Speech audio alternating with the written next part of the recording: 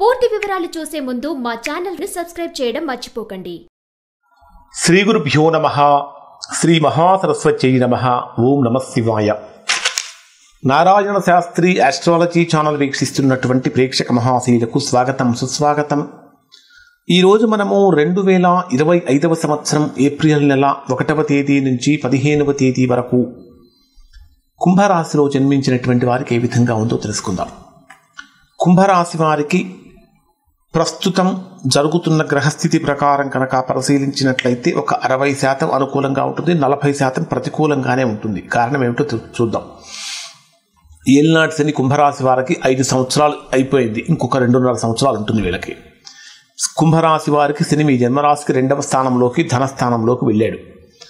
2వ స్థానాన్నే సహజంగా మారక స్థానం అని కూడా అంటారు. మారకం అంటే ఆయుర్దాయానికి సంబంధించినటువంటి స్థానం, ఆయుష్కు సంబంధించినటువంటి స్థానం. ఈ 2వ స్థానంలో కుంభరాశి వారికి పంచగ్రహ కూటమి జరుగుతున్నది. ఏమేమి గ్రహాలు 2వ స్థానంలో ఉన్నాయి అంటే శని రాహు గ్రహాలు, రవి బుధ శుక్ర గ్రహాలతో కలిపి పంచగ్రహ కూటమి జరుగుతున్నది. ఇది మాత్రమే కాకుండా 10వ తేదీ వరకు పూర్తి కాలసర్పదోషం కూడా ఉంటుంది. కాలసర్పదోషం ఒక కుంభరాశి వారికి మాత్రమే కాదని అన్ని రాశుల వారికి ఉంటుంది. కాలసర్పదోషం కూడా ఉంటుంది. ఇక్కడ కుంభరాశి వారికి మీ రాశ్యాధిపతి అయినటువంటి శని రాశికి 2వ స్థానంలో ప్రవేశించినప్పుడు గత 5 సంవత్సరాల నుంచి కూడా ఎవరైతే ఆర్థిక సమస్యలతో సతమతమవుతూ ఉన్నారో అటువంటి వారికి కొద్దిగా రిలీఫ్ వస్తుంది. అంటే ఆర్థికంగా డెవలప్మెంట్స్ అనేవి కొంచెం బాగుంటాయి. 2వ స్థానంలో శని రాహుగ్రహాల యొక్క కలయిక శపిత దోషాన్ని ఇస్తుంది. శపిత దోషం అనేది అత్యంత ప్రమాదకరమైన దోషం అనేది చెప్పాలి. మనిషిని ఒంటరి వాళ్ళగా చేస్తుంది, అంటే లోన్లీనెస్ గురి చేస్తుంది, లేదా దూర ప్రాంతాలకు తీసుకువెళ్తుంది, ఒంటరిగా బ్రతికే విధంగా చేస్తుంది, ఫ్యామిలీకి దూరంగా ఉండేటటువంటి విధంగా చేస్తుంది. కాబట్టి ఇది మీకు ఎవరికి ఉపయోగపడుతుందంటే ఇది విద్యార్థులకు, ఉన్నత విద్య కోసం ప్రయత్నించే వారికి, విదేశాలలో చదువుకోవాలనుకునే వారికి ఇది అనుకూలంగా మారుతుంది. ఇది మాత్రమే కాకుండా మీ జన్మరాశికి 2వ స్థానంలో, 2వ స్థానాన్ని మనం ధనస్థానం అంటాము, కుటుంబ స్థానం అంటాము, వాక్స్థానం అంటాము. 2వ స్థానంలో శుక్రుడి యొక్క ప్రభావం అందరినీ దగ్గర చేసుకునేటటువంటి విధంగా ఉంటుంది. అట్రాక్షన్ అనేటటువంటిది బాగా పెరుగుతుంది, ఆకర్షణ పెరుగుతుంది. అలానే 2వ స్థానంలో శని రాహు గ్రహాల యొక్క కలయికతో కొద్దిగా గతంలో ఇంటర్నల్గా ఉన్నటువంటి ప్రాబ్లమ్స్ అన్నీ కూడా ఇప్పుడు బయటకు వస్తూ ఉంటాయి.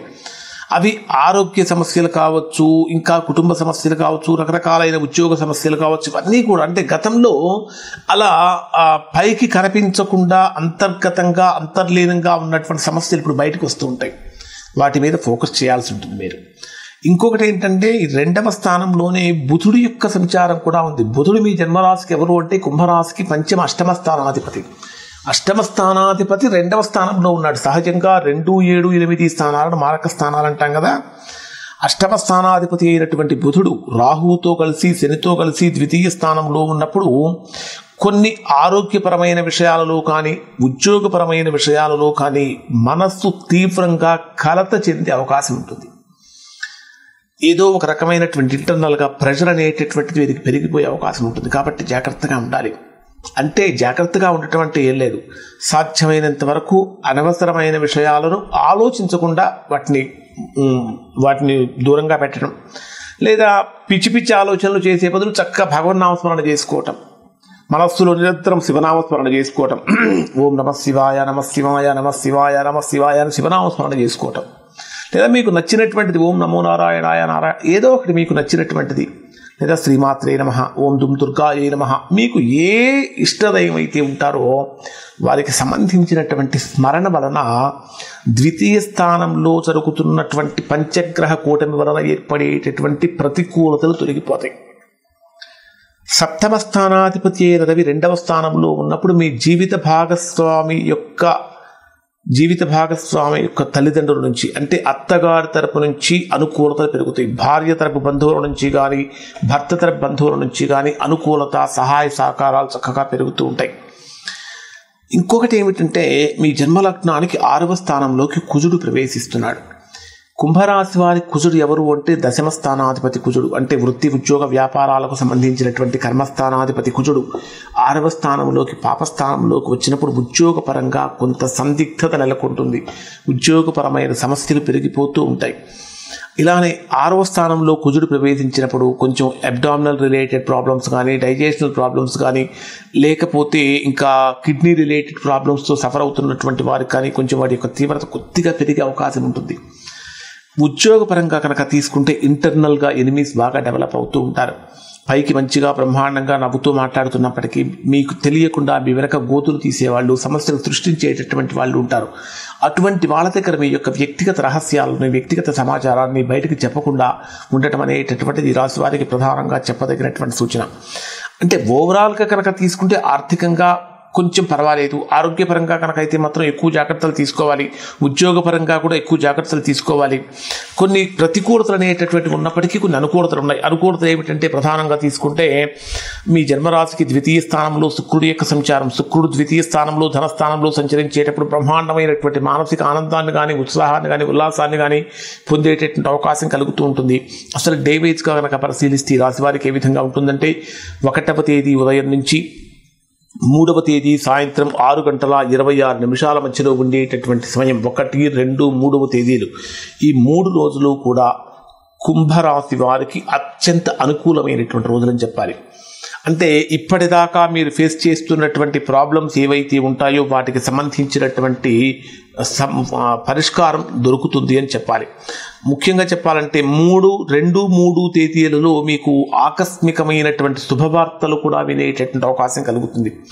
3వ తేదీ సాయంత్రం 6:26 నుంచి 5వ తేదీ రాత్రి 11:30 గంటల వరకు ఉండే సమయంలో సంతానపరమైనటువంటి విషయాలలో కానీ, స్థల మార్పుకు సంబంధించినటువంటి విషయాలలో కానీ మీ ఆలోచనలు ఎక్కువగా సాగుతూ ఉంటాయి. లేదా గృహ మార్పులకు సంబంధించినటువంటి విషయాలలో కానీ, గృహానికి రిపేర్లు చేయించేటటువంటి విషయాలలో కానీ మీ ఆలోచనలు ఎక్కువగా సాగుతూ ఉంటాయి. 5వ తేదీ రాత్రి 11:30 గంటల నుంచి 8వ తేదీ ఉదయం 7:55 మధ్యలో అత్యంత జాగ్రత్తగా ఉండాలి. ఆరోగ్యపరంగా జాగ్రత్తగా ఉండాలి. ఉద్యోగంలో జాగ్రత్తగా ఉండాలి. ముఖ్యంగా చెప్పాలంటే తెలియకుండా మీ ప్రమేయం లేకుండా ఇంటర్నల్గా సమస్యలు బయటకు వచ్చే అవకాశాలు ఉంటాయి. అలానే శత్రు సమస్యలు కూడా పెరుగుతూ ఉంటాయి. 8వ తేదీ ఉదయం 7:55 నుంచి 10వ తేదీ రాత్రి 7 గంటల వరకు ఉండే సమయంలో సుమారుగా అనుకూలమైనటువంటి ఫలితం కలుగుతుంది. కానీ మరలా 10వ తేదీ రాత్రి నుంచి 13వ తేదీ ఉదయం 7:40 వరకు ఉండేటటువంటి సమయం పూర్తిగా అనుకూలమైనటువంటి సమయం కాదు. ఇది పూర్తిగా ప్రతికూలమైనటువంటి సమయం అని చెప్పాలి. ఇక 13వ తేదీ నుంచి 15వ తేదీ వరకు ఉండేటటువంటి సమయం కూడా అనుకూలమైనటువంటి ఫలితాన్ని ఇస్తుంది. ఓవరాల్గా కనుక పరిశీలిస్తే కొద్దిగా కుంభరాశి వారికి ఈ మాసంలో అనుకూలతలు ఉన్నాయి, ప్రతికూలతలు, మిశ్రమమైనటువంటి ఫలితాలు. వీటన్నిటికీ సంబంధించినటువంటి చక్కటి పరిష్కారం ఏమిటంటే 7వ స్థానాధిపతి రవి మీ జన్మరాశికి 2వ స్థానంలో సంచరించేటప్పుడు సూర్య నమస్కారం చేయడం. కారణం సూర్య నమస్కారాలు ఎందుకు చేయాలి అంటే మనకు సూర్యుడికి ఉండేటటువంటిది ఏంటంటే ఆరోగ్యాన్ని ఇచ్చేటటువంటి దేవుడు సూర్యుడు మాత్రమే. అంటే మనకు ఆ సంపూర్ణమైనటువంటి ఆరోగ్యం ఒక్క భాస్కరుడి వల్ల మాత్రమే కలుగుతుంది, సూర్యుడి వల్ల మాత్రమే కలుగుతుంది. సూర్య నమస్కారం కనుక చేస్తే శత్రు నిర్మూలన జరుగుతుంది. సూర్య నమస్కారం చేస్తే ఆత్మవిశ్వాసం పెరుగుతుంది. సూర్య నమస్కారం కనుక చేస్తే అనేక రకాలైనటువంటి ఆటంకాలు అనేటటువంటివి కూడా తొలగిపోతాయి. కాబట్టి సూర్య నమస్కారాలు చేయటం, ఆదిత్య హృదయ పారాయణ చేయటం వలన ఈ రాశివారు అత్యంత అనుకూలమైన ఫలితాలు పొందుతారు. ఇవి కుంభరాశి వారికి సంబంధించిన ఫలితాలు. అయినప్పటికీ మనం కొత్త సంవత్సరంలో ప్రవేశిస్తున్నాం. ఇంకా కుంభరాశి వారు ఏలినాటి శనిలోనే ఉన్నారు. ఈ సంవత్సరం అంతా వీరికి ఏ విధంగా ఉంటుంది, కొత్త సంవత్సరం అంతా ఏ విధంగా ఉంటుంది, ఎలాంటి జాగ్రత్తలు తీసుకోవాలి, వ్యక్తిగత జాతకంలో ఏమైనా దోషాలు ఉన్నాయా అనేవి చూసుకొని వ్యక్తిగత జాతకాన్ని, గోచారాన్ని రెండింటినీ కంపేర్ చేసుకుని ఏదైనా రాబోయేటటువంటి రోజులు ఇబ్బందులు ఉన్నాయేమో తెలుసుకొని వాటికి సంబంధించిన పరిహారాలు కనుక చేసుకుంటే చక్కగా ఉంటుంది. కాబట్టి మీకు దగ్గరలో ఉన్నటువంటి ఒక మంచి జ్యోతిష్యుడు సంప్రదించి ఒకసారి మీ వ్యక్తిగత జాతక పరిశీలన చేయించుకొని దోషం ఎక్కడుందో తెలుసుకుని దోష నివారణ చేయించుకోండి. తద్వారా మంచి ఫలితాన్ని పొందండి. ఇవి కుంభరాశి వారికి సంబంధించినటువంటి ఫలితాలు. శుభం.